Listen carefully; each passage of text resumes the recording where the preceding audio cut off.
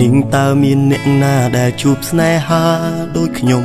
នាងស្រឡាញ់ខ្ញុំតែត្រូវធ្វើខ្លួនជាមនុស្សអាត្មានិយមព្រមក្តីស្នេហាមួយនេះមិនមែនជារឿងសាកសមមិនអាចបង្ខំហ៊ានទទួលយកអូនមកដាក់ក្នុងបេះដូងគ្រប់ទង្វើអូនតែងធ្វើឲ្យបងហ៊ានទទួលយករូបស្រី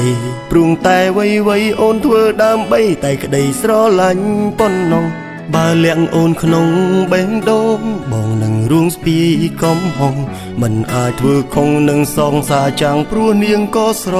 ឡាញ់បងចាប់ផ្ដើមស្រឡាញ់អ្នកថ្មីដែលគេល្អជាងប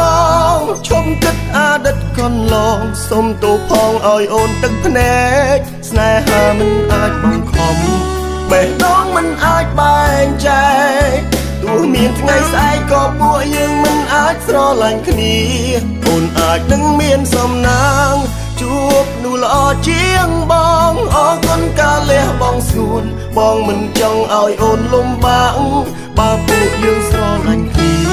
ត្រឹមជាសង្សារលួចលាក់គឺអូនតែម្នាក់នឹងត្រូវលេបលាក់ទាំងភ្នែកខ្លួនឯងដោយសារព្រមម្នាក់នេះ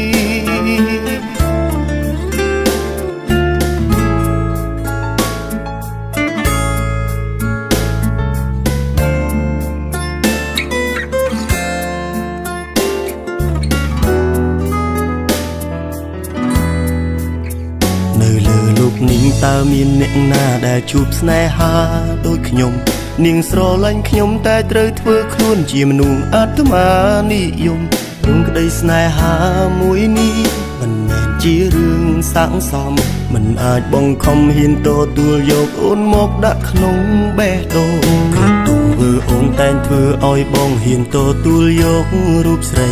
ព្រមតែអ្វីៗអូនធ្វើដើម្បីតែក្តីស្រឡាញ់ប៉ុណ្ណោះបើលាក់អូនក្នុងបេះដូងបងនឹងរួងស្ពាយកំហុងមិនអាចធ្វើខុងនឹងសងសាចាំងព្រោះនាងក៏ស្រ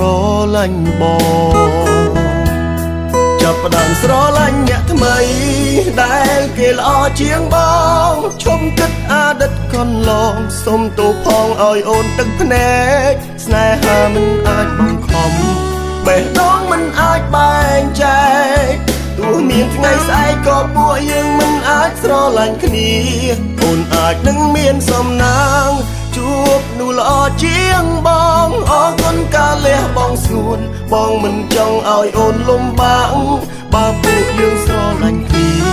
ត្រឹមជាសង្សារលួចលាក់គឺអូនតែម្នាក់នឹងត្រូវលេបលាក់ទាំងភ្នែកខ្លួនឯងចាប់ផ្ដើមស្រឡាញ់អ្នកថ្មីដែលគេល្អជាងបងឈុំគិតអតីតកន្លងសុំទោសផងឲ្យអូនទឹកភ្នែកស្នេហាមិនអាចបង្ខំបេះដូងមិនអាចបែងចែកទោះមានថ្ងៃស្អែកក៏ពួកយើងមិនអាចស្រឡាញ់គ្នាអូនអាចនឹងមានសំណាងជួបនោះល្អជាងបងអរគុណការលះបង់ស្ងួនបងមិនចង់ឲ្យអូនលំបាកបើយើងស្រឡាញ់គ្នាត្រឹមជាសង្សារលួចលាក់គឺអូនតែម្នាក់នឹងត្រូវលេបលាក់ទាំងភ្នែកខ្លួនឯងដោយសារព្រមម្នាក់នេះ